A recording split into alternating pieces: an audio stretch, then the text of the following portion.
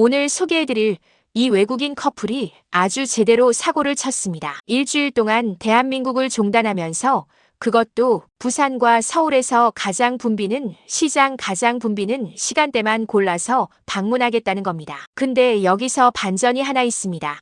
정작 그 붐비는 시장 안에서 손님이 단 한 명도 없는 가게에서만 먹겠다는 거예요. 이게 실화입니까? 최소 3곳 이상의 손님 없는 가게를 찾아서 먹어보고 마지막에는 그중 최고를 뽑아 대한민국 최고의 저평가 길거리 음식점이라는 타이틀까지 붙여주겠다는 야심찬 기획입니다. 부산과 서울에서 가장 큰 시장, 가장 바쁜 시간대를 저희가 찾아가겠습니다. 저희와 끝까지 함께 해주세요. 첫 목적지는 부산국제시장입니다.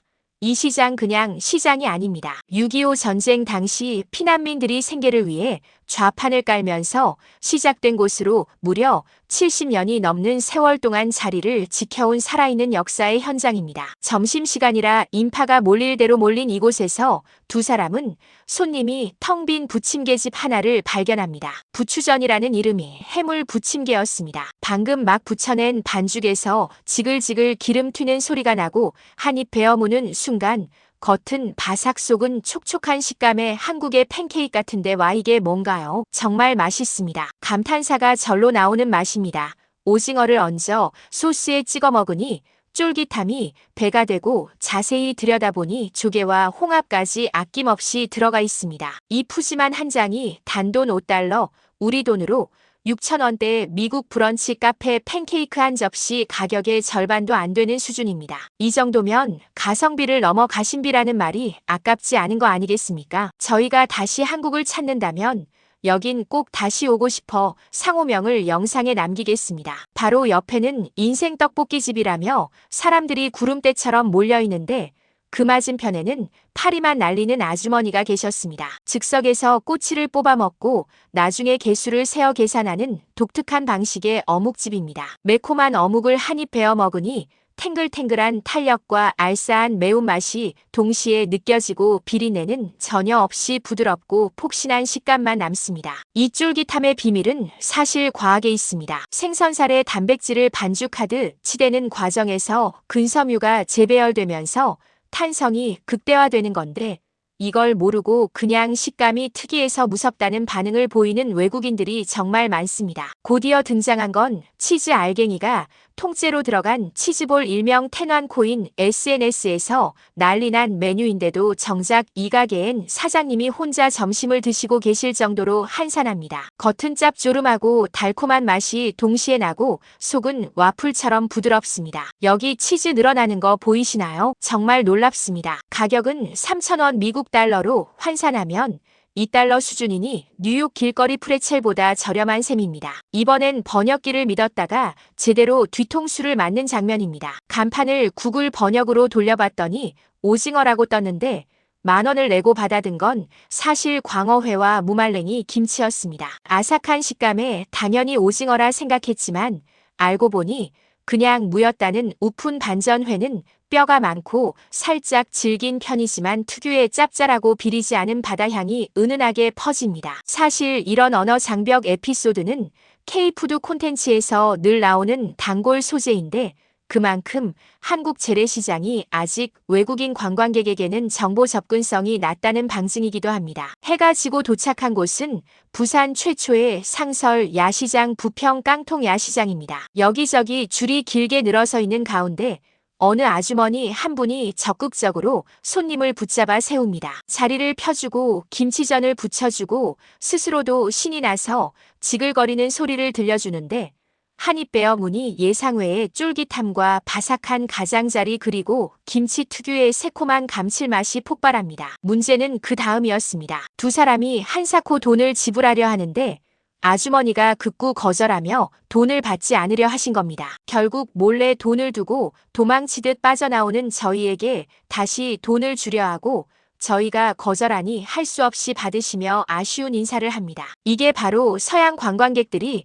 한국 여행 후기에서 가장 많이 언급하는 정문화입니다. 낯선 사람에게조차 아낌없이 베푸는 이 문화적 코드는 개인주의가 발달한 서구권 시청자들에게는 그야말로 신선한 충격으로 다가옵니다. 시장에 들어서면 가장 먼저 마주치는 노점이 있는데 다들 이 가게를 스쳐 지나가기만 합니다. 사람들은 그저 안쪽에 뭐가 있는지 궁금해서 발걸음을 재촉할 뿐이었습니다. 두 사람이 선택한 건 허니콘 크런치 핫도그 콘플레이크를 튀김옷 삼아 통째로 입힌 뒤 꿀을 발라 튀겨낸 메뉴입니다. 겉은 바삭함을 넘어 그야말로 바삭거리고 속에는 달콤한 필링이 가득 차 있어 마치 프랑스식 베네를 연상케 하는 식감이라고 극찬합니다. 시장의 첫 번째 상인을 그냥 지나치지 말아달라는 당부까지 남길 정도로 인상 깊었던 한 입이었습니다. 이번엔 텐트가 즐비한 포차 골목입니다.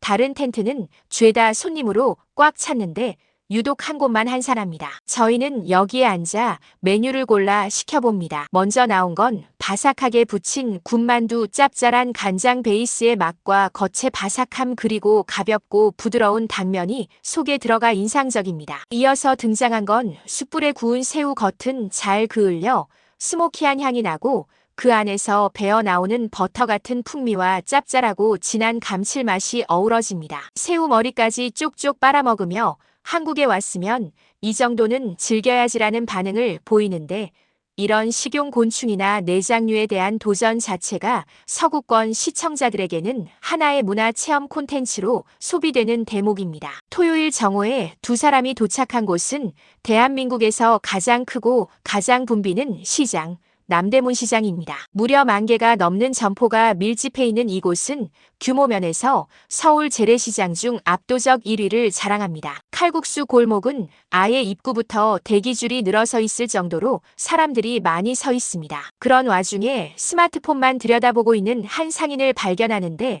알고 보니 불고기 에그 토스트 노점이었습니다. 2분 만에 완성된 토스트는 단돈 2.34달러, 우리 돈 3,000원 수준입니다. 달콤 짭짤한 불고기와 아삭한 양배추, 버터향 가득한 토스트가 어우러진 맛에 어떻게 이 가게에 손님이 없는지 저희는 진심으로 의아해합니다. 이어서 발견한 건 미트볼처럼 생긴 갈비 완자 전문점 데리야키 소스를 입힌 듯한 짭조름한 단짠 조합에 살면서 먹어본 미트볼 중 최고라는 극찬에 쏟아집니다. 마지막으로 자몽에이드와 군고구마를 맛보는데 특히 자몽에이드는 탄산과 과즙의 조화가 마치 방금 짜낸 생과일 주스 같아 정말 맛있었습니다. 군고구마도 맛있었는데 잘 몰라 껍질채 먹긴 했지만 그래도 만족합니다. 여기 방금 뜨겁게 나온 계란도 너무 맛있었습니다. 참고로 이날 지출한 금액을 다 합쳐도 10,000원이 채 되지 않았는데 이는 미국 대도시 카페 아메리카노 2잔 값에도 못 미치는 수준입니다. 저녁 식사 시간 마지막 목적지는 1905년에 문을 연 서울에서 가장 오래된 시장 중 하나 광장시장입니다. 무려 120년의 역사를 품은 이곳은 저녁이면 인산인해를 이루는데 시장 초입에 녹두빈 대떡지만은 한산합니다. 이 집 사장님의 환한 미소에 반해 즉석에서 부쳐낸 빈대떡을 맛보는데 4달러라는 가격에 비해 양이 어마어마합니다. 겉은 바삭하고 속은 고소한 콩과 아삭한 배추가 가득 찬 이 메뉴에 두 사람은 진심으로 감탄합니다. 흥미로운 건 이 대목에서 촬영 카메라 자체가 마케팅 효과를 낸다는 사실을 스스로 깨닫는 장면인데 실제로 최근 한국 재래시장 상인들 사이에서도 유튜브 틱톡 유동인구 유입 효과가 상당하다는 걸 여러 상권 조사에서도 확인된 바 있습니다. 이어서 순대와 짜장 떡볶이를 파는 조용한 노점에서는 당면과 선지가 들어간 순대 특유의 쫀득한 식감과 은은한 풍미를 경험하고 짜장 소스를 얹은 떡볶이에서는 깊고 진한 감칠맛에 반합니다. 그 다음 발견한 건 손님 없는 할머니의 즉석 라면집. 계란과 파를 더해 정성껏 끓여주신 라면 한 그릇에 김치를 올려 한 입 먹으니 정말 환상적인 조합입니다. 집에서 끓인 라면보다 더 맛있다는 최고의 찬사를 보냅니다. 마지막 코스는 김말이 튀김을 얹은 소프트 아이스크림입니다. 짭짤함과 달콤함이 공존하는 이 조합에서 아시아의 아이스크림은 유제품 함량이 낮아 덜 달고 더 깔끔하다는 나름의 분석까지 곁들이는데 이는 실제로 한국 아이스크림의 유지방 함량 기준이 미국 대비 낮게 책정돼 있다는 식품 규격상의 차이와도 맞아떨어지는 관찰입니다. 숙소로 돌아와 지금껏 다녔던 곳을 생각해봅니다. 빈대떡을 부쳐주며 자신들을 보고 웃던 사장님에게 감동받은 게 생각나며 할머니가 정성껏 끓여줬던 라면이 자꾸 생각납니다. 일주일간의 대장정을 마무리하며